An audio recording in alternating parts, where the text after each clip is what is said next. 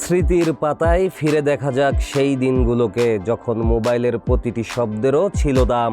11 টাকার কার্ডে সীমিত 100টি SMS, প্রতিটি মেসেজ পাঠানোই ছিল একটি ছোট অনুষ্ঠান।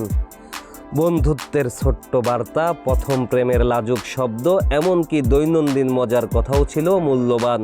সীমিত সংখ্যক মেসেজ পাঠানোর মধ্যে তৈরি হতো উত্তেজনা, রোমান্স এবং আনন্দের ক্ষণ।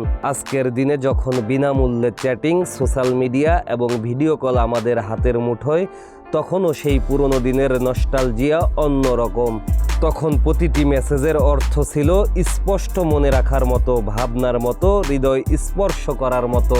অনেকেই মনে করেন সেই ছোট্ট সীমাবদ্ধতার মধ্যেই গড়ে উঠত সংযম, ধৈর্য আর সম্পর্কের গভীরতা।